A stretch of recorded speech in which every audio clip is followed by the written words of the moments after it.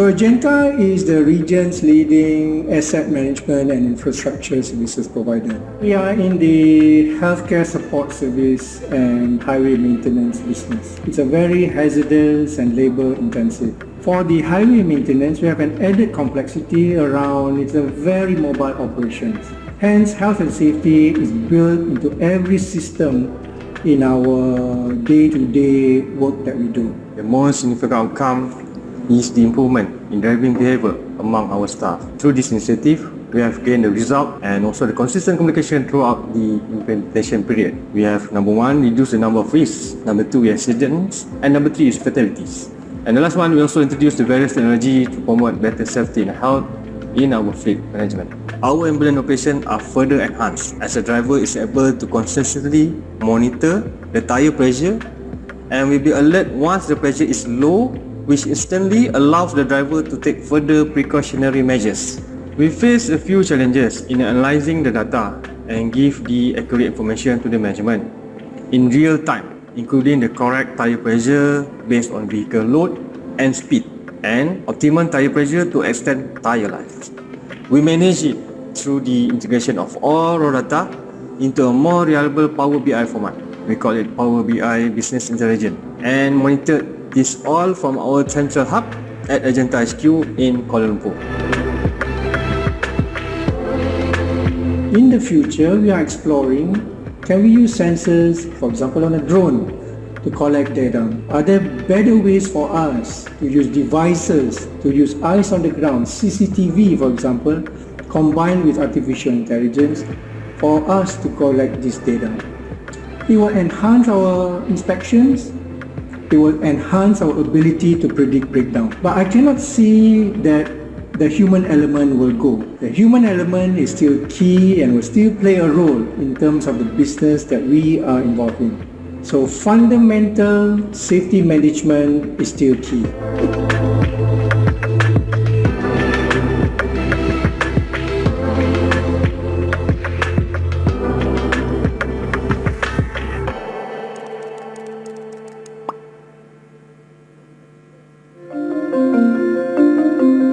On behalf of UEM Edgenta, we wish to express our sincere gratitude to the Australasian Fleet Management Association AFMA for this remarkable award. We at UEM Edgenta are honoured to receive this prestigious award, which celebrates excellence and the best practices at the fleet management industry, and to be recognised as the only organisation outside of Australia at this year's Fleet Management Award is especially meaningful for all of us. UEM Edgenta, as the leading asset management and infrastructure solutions provider in Southeast Asia, health and safety are important to us, and we ensure that they are inculcated and embedded as part of Edgenta culture and DNA in all aspects of the work we do. And I believe that this win will serve as a booster and motivate us to continue upholding the highest safety and health standards in our organization to deliver the best services and experience for our clients. Once again, we would like to thank the organizer AFMA for this honour, and we hope to further enhance the fleet management industry for the betterment of our people and our nation. Thank you. And congratulations again to UEM Edgenta. Really wonderful to see exactly what they do and how they go about it so effectively. And thank you, of course, to IntelliTrac Navman and Chris Lecluse for the sponsorship of that award. We're getting towards the end of today's session, and I'm certainly hopeful that you'll join us again tomorrow as we explore many more issues in this broadcast news discussion that we're bringing to you from AFMA. We've got one more bit of heavy-duty work to do, though, and it's perhaps one of the most important and emerging issues of all. Sponsored by Geotab, we're going to have a look at now at who owns data and what happens about access to OBDs. This is an absolutely crucial issue for the future of your industry. Now, I'm joined by Mark Bucknell from Geotab and Dean Calapai from IntelliTrac, and thank you both very much for joining us.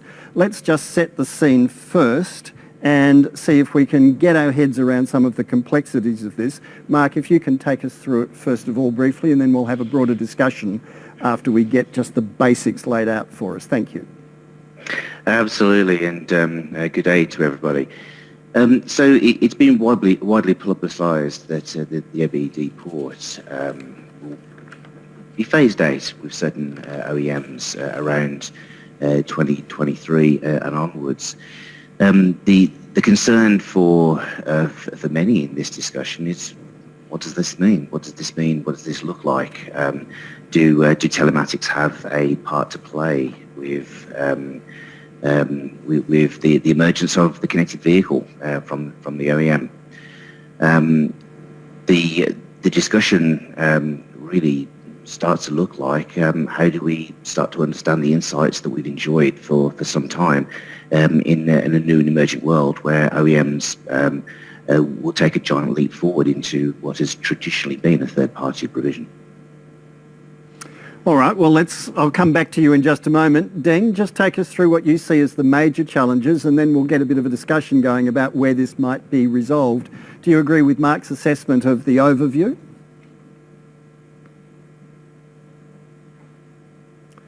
We're having some trouble hearing you. I'm not sure if you've muted yourself perhaps, and let's just see if that works first. Oh, thank you. Yes, I was muted. I thought that was being controlled by you people.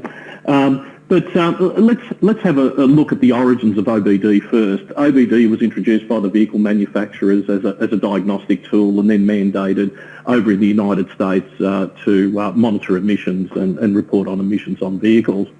So it was never actually intended to be used to extract data whilst the vehicle was in motion. So ultimately, from our point of view, we've been extracting data from the OBD port for many years and providing that sort of information to fleet managers.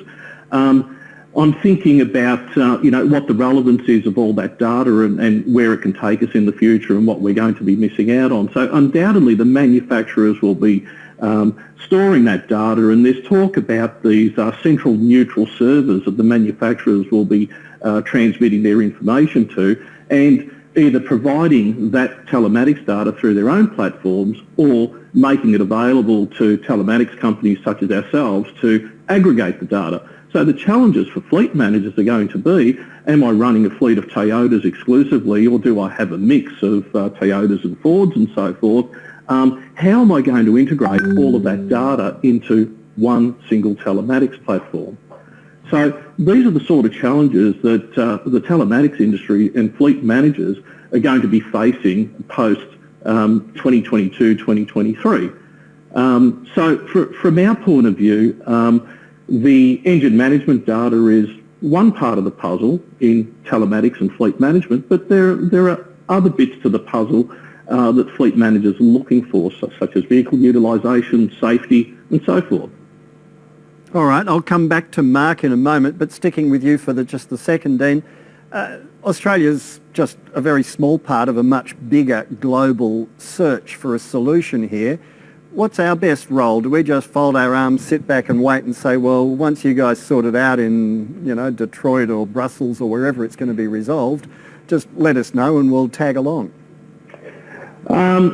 Look, I think what will happen will basically be determined by the manufacturers and what data they make available to third-party providers.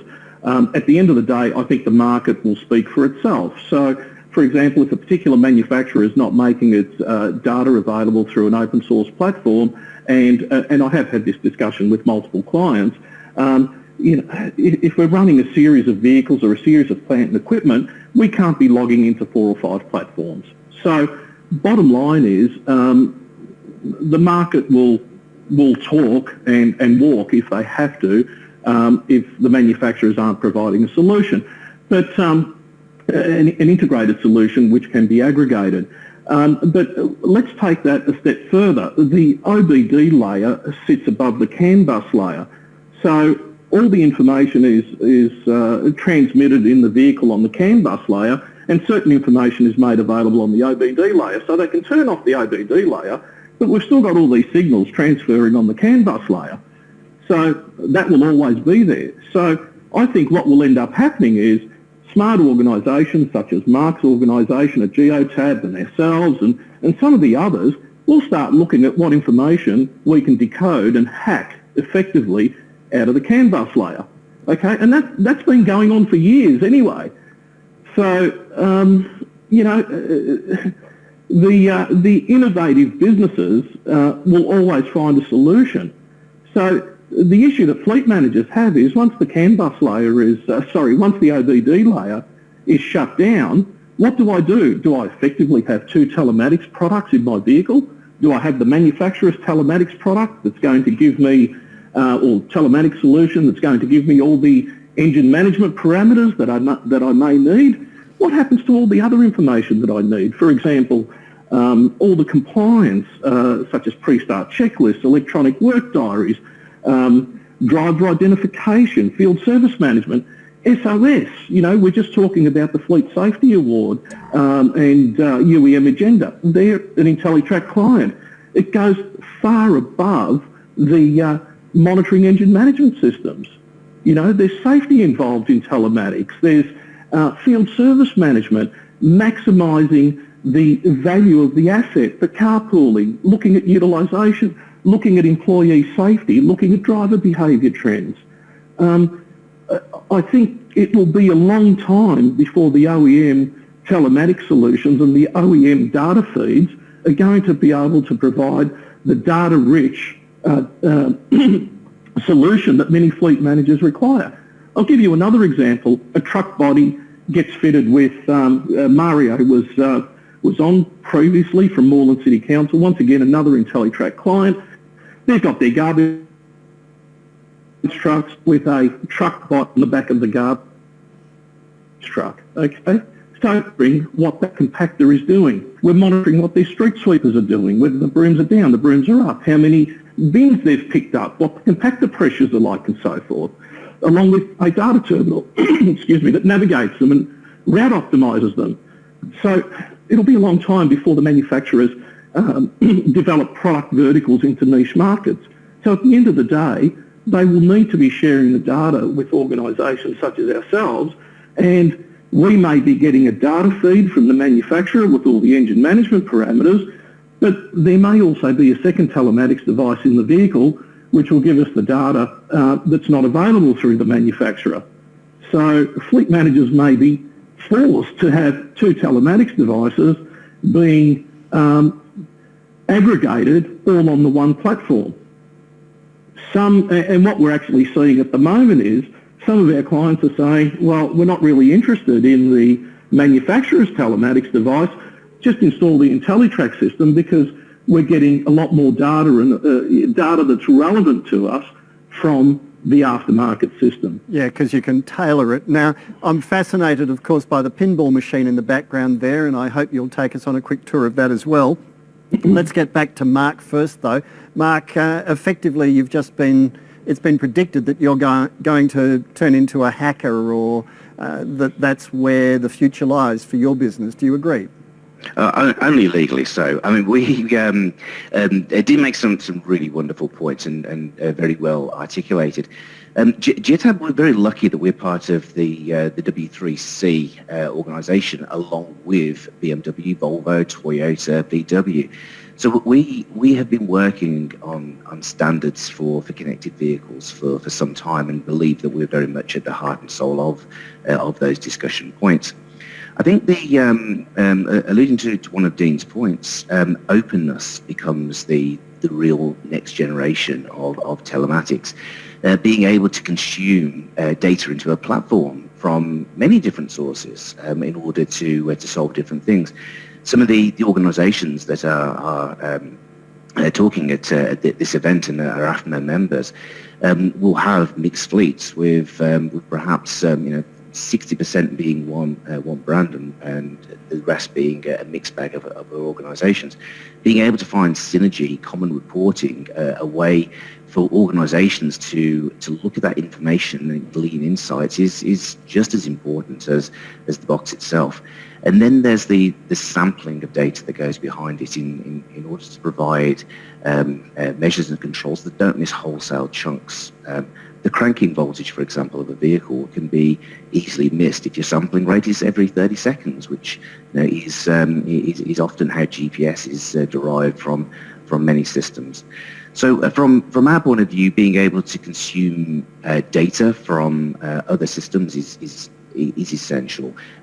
Providing a platform, an open structure that allows organisations to kind of bring different disparate systems together is again essential, and also one of the ways that Geotab go about doing this is through publicly publishing our API. The code that we use to build our product is available on our website right now. It's available for everybody. We believe that openness breeds innovation, and that's the cornerstone to what we see as the next generation of telematics. It's inevitably, though, going to ultimately be resolved in the courts, is it not? We're seeing the same with Facebook, Amazon, Apple, I mean all the big tech giants, Google, who are trying to hold on to the machine that prints the money that's created this vast wealth in the blink of an eye. They're trying to resist exactly the same arguments in the news and entertainment industry as you guys are dealing with in the automotive industry. Aren't they exactly parallel? Maybe so, maybe not. I mean, to be fair, a lot of the examples you've just given, the data's immediately available. I mean, there's so much available information that is thrown around everywhere.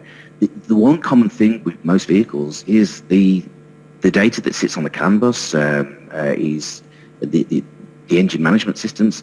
It's stuck, it's there, it's not going anywhere. Without a telematics device, I couldn't tell you what the fuel level is on my vehicle. I couldn't tell you without going and looking at the odometer what that means. So deriving then any functionality from that for fleet management type purposes becomes difficult. And then there's interpreting that data. Again, if you start to look at the deep-seated data that sits on the vehicle without qualifications or the correct interpretation products that go with it, it's just numbers. It doesn't mean anything. I think the whole data ownership and share and aggregation of information is a really interesting place to discuss. I think the real challenge is going to be to provide a way that people can meaningfully access this in a way that actually offers advantages, which is probably the challenge of any fleet manager looking to choose a technology solution going forward anyway. All right, and just very briefly to both of you, and starting off with you, Mark, do you think this will be resolved by the regulators, the ACCC for instance, or do you think it'll end up in the courts in Australia? I think we're a little way away. I'm not sure. For me, it could go either way. Okay. Dean? I'd have to, I'd have to agree that it could go either way at this stage. All right, and we still haven't seen the pinball machine behind you. If you just pivot around a little bit, we can see exactly how glorious it is. Thank you very much. It looks like quite the man cave. I'm very, very jealous, as I'm sure are the many hundreds of people who are watching. Thank you both very much. Dean Calapai from IntelliTrac and Mark Bucknell from Geotab. Now, today's broadcast news is one way that AFMA is trying to keep you abreast of developments, but there's the all-important conference coming up next year as well.